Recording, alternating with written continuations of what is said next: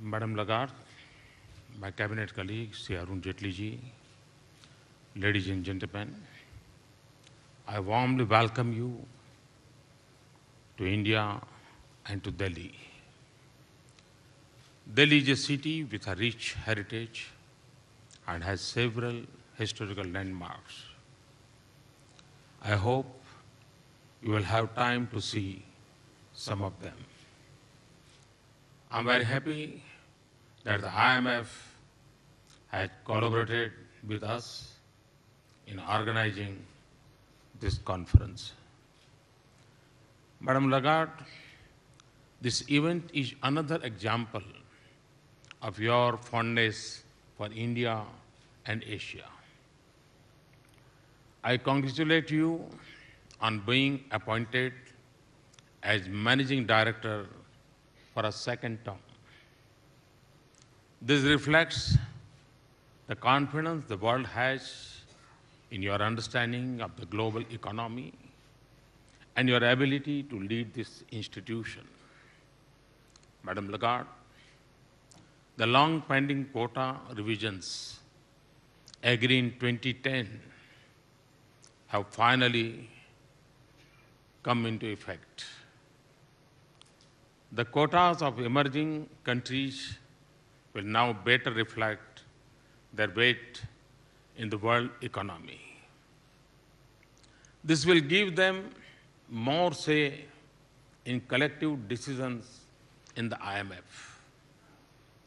You have demonstrated exceptional leadership in managing the tensions that emerged due to the delay. You played a major role in finally persuading all members to ratify the decisions taken in 2010. I'm sure the IMF will be able to build on this success. Reform of global institutions has to be an ongoing process. It must reflect changes in the global economy and the rising share of emerging economies. Even now, IMF quotas do not reflect the global economic realities. Change in quotas is not an issue of increasing the power of certain countries. It is an issue of fairness and legitimacy. The belief that quotas can be changed is essential for the fairness of the system.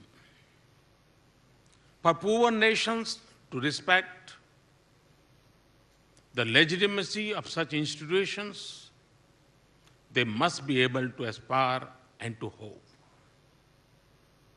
I'm therefore very happy that the IMF had decided to finalize the next round of quota changes by October 2017. India has always had a great faith in multilateralism. We believe that as the world becomes more complex, the role of multilateral institutions will increase. Some of you may not be aware that India was represented at the Bretton Woods Conference in 1944, which gave birth to the IMF. India's delegate was Mr. R.K. Shanmugam Chetty, who later became independent India's first finance minister. Our ties, therefore, are more than 70 years old. We are a founding member of the Asian Infrastructure Investment Bank and the new development bank. We are confident that these banks will play an important role in the development of Asia. The fund has built up an immense stock of economic expertise. All its members should take advantage of this. All of us need to pursue policies that provide a stable macroeconomy, enhance growth and further inclusion. The fund can be of great assistance in this. Apart from advices, the IMF can help in building capacity for policy making. I'm happy to announce a new partnership with Bangladesh, Bhutan, Maldives, Nepal, Sri Lanka, India, and the IMF. We have agreed to set up the South Asia Regional Training and Technical Assistance Center. The center will provide training to government and public sector employees. It will enhance their skills and improve the quality of their policy inputs. It will also provide technical assistance to governments and public institutions. Let me now turn to the theme of this conference. I will touch on two issues. Firstly, why Asia? And secondly, how India? Why Asia is so important and how can India contribute? Many knowledgeable people have said that the 21st century is and will be the Asian century. 3 out of every 5 people in the world live in Asia. Its share in global output and trade is now close to 1/3. Its share in global foreign direct investment is about 40%. It has also been one of the world's most dynamic regions. Although Asia has slowed down, it is still growing at a rate 3 times greater than that of the advanced countries.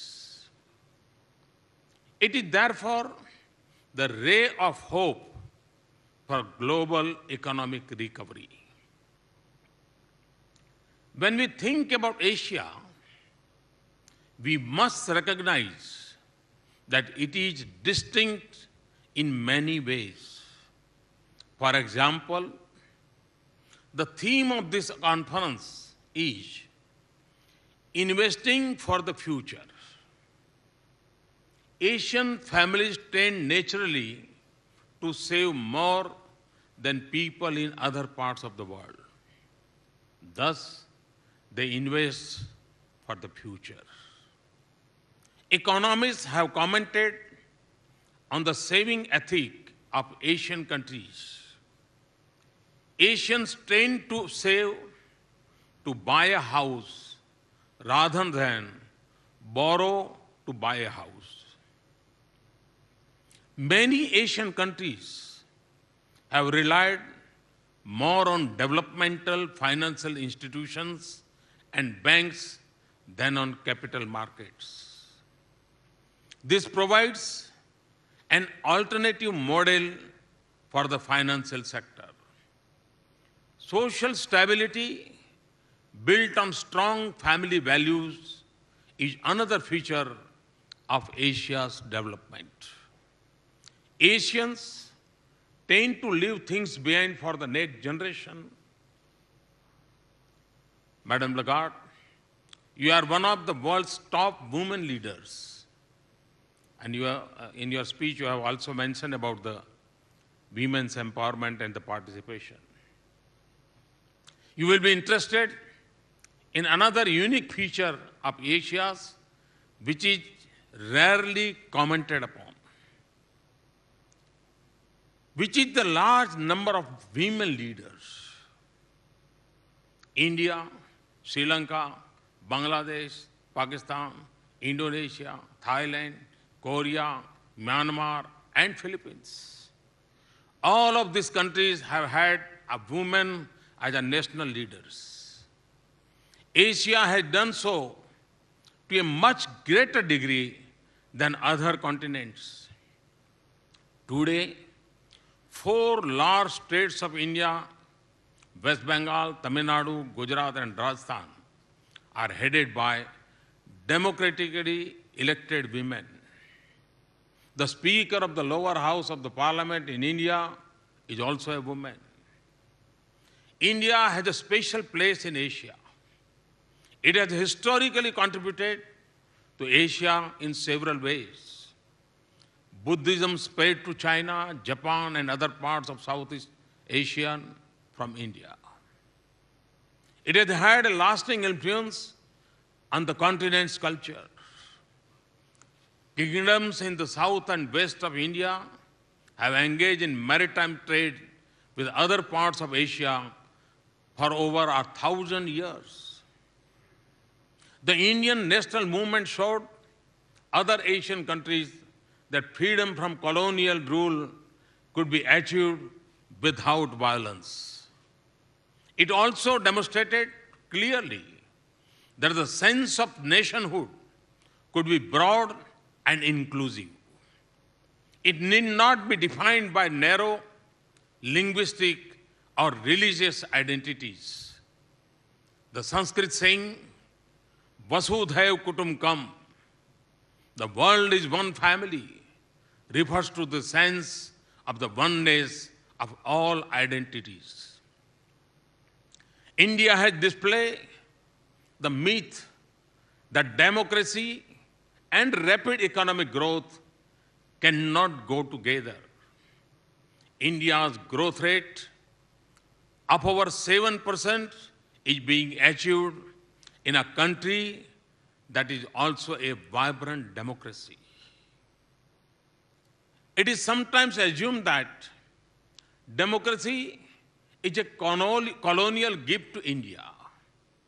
But historians tell us that India had produced forms of democratic self-governance many centuries ago when democracy was unknown in many parts of the world.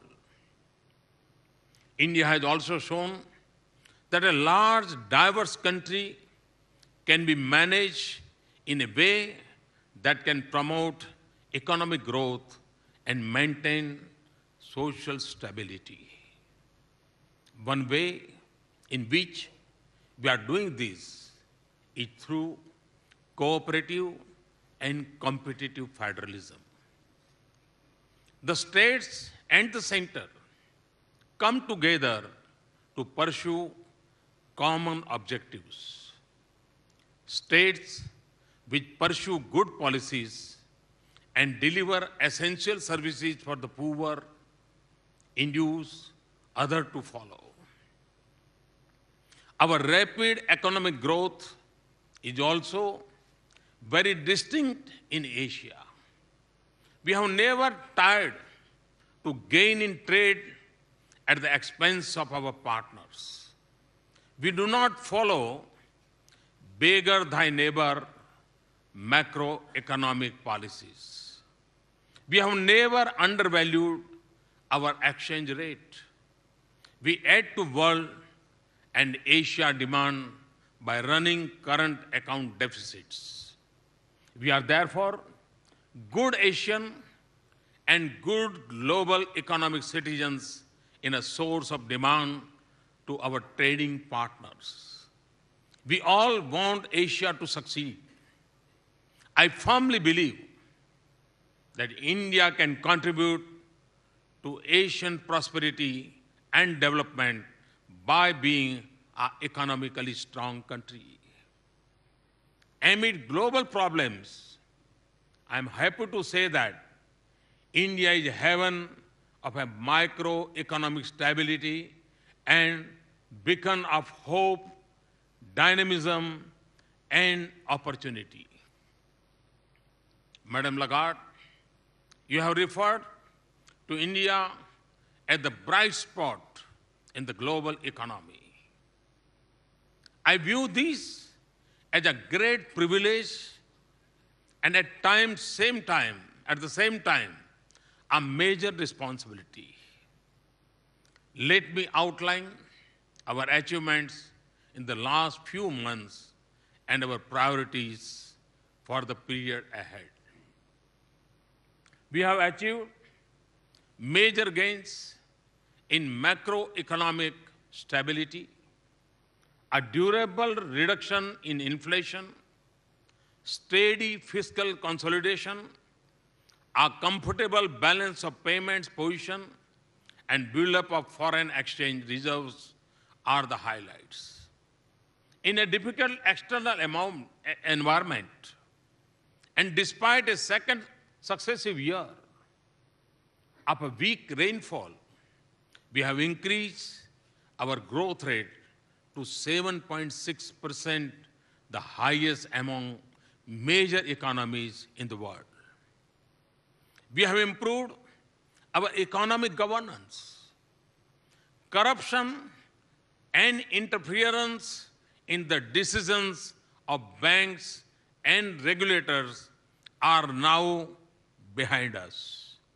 We undertook a highly successful financial inclusion program, bringing over 200 million unbanked people into the banking system within a span of a few months. Thanks to our financial inclusion program, we now have the world's largest and most successful program of direct benefit transfer in cooking gas. We plan to extend it to other sectors such as food, kerosene, and fertilizer. This is how improved targeting and the quality of public expenditure. We have opened up nearly all sectors of our economy to foreign direct investment. India achieved the highest ever rank in the World Bank Doing Business indicators in 2015. India reached an all-time high in many physical indicators in 2015, including the production of coal, electricity, urea, fertilizer, and motor vehicles, cargo handled at major ports, and the fastest turnaround time in ports, award of new highways kilometers, software export. Entrepreneurship is booming following a series of steps we have taken. India is now fourth in the world in the number of technical startups after USA, Britain, and Israel. The Economist magazine has called India the new frontier for e-commerce. We do not intend to rest on these achievements because my agenda of reform to transform still needs to be finished.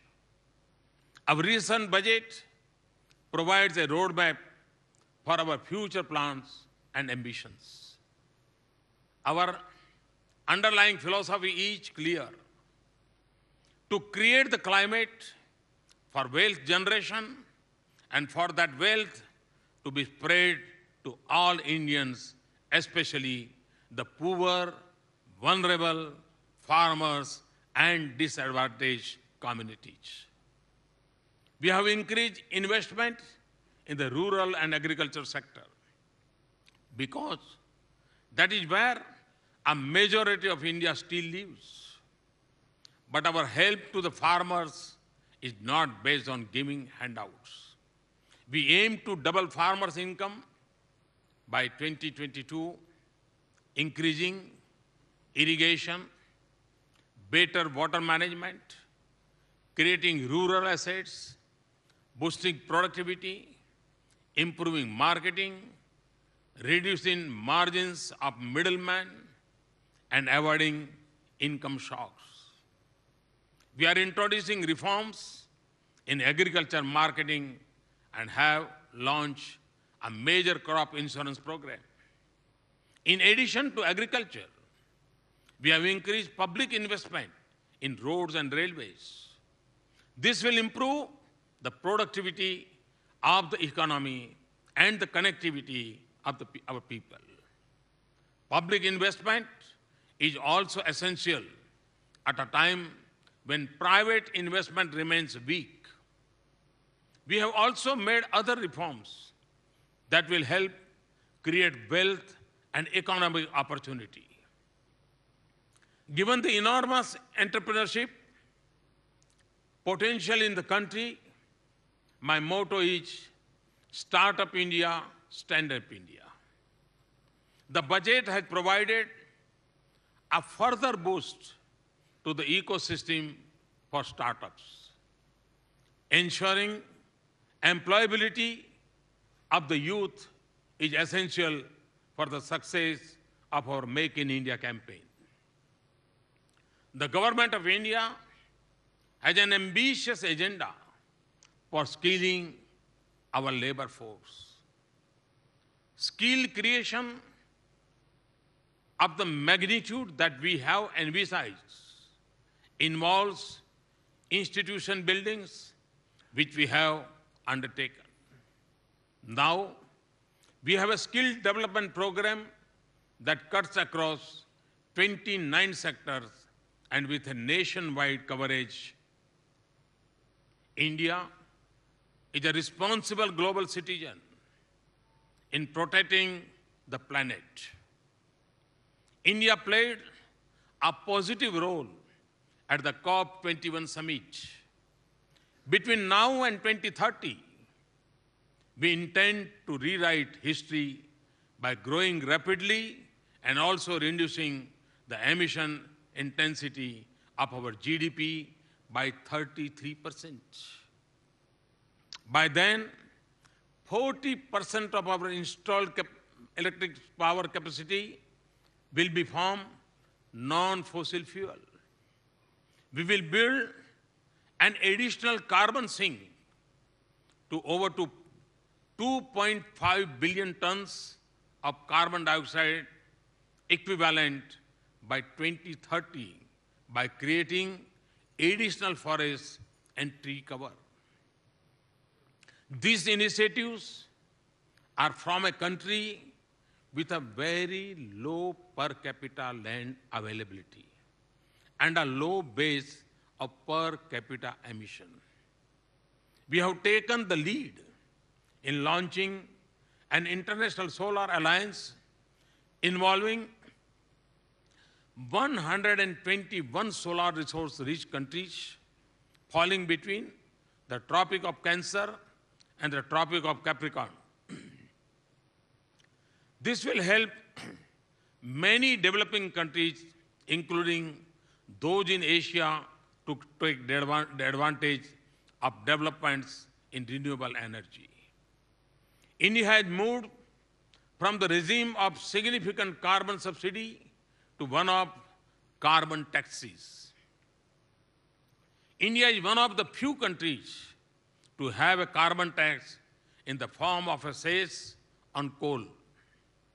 The coal cess has been doubled in the budget of 2016-17. India has a number of cooperative initiatives in Asia. We are transforming the Look East policy into an Act East policy. Our approach to cooperation is based on flexible geometry. We have integrated in different ways and at different speeds with our neighbors in South Asia, our partners in ASEAN, and our partners in Singapore, Japan, and Korea. We intend to continue doing so. My dream is of a transformed India.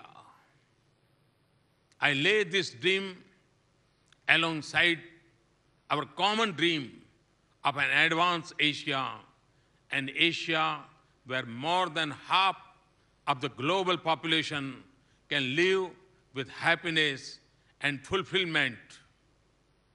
Our joint heritage and mutual respect, our common goals and similar policies can and must create substantial growth and shared prosperity. Once again, I welcome you all to India. I wish the conference all success. Thank you.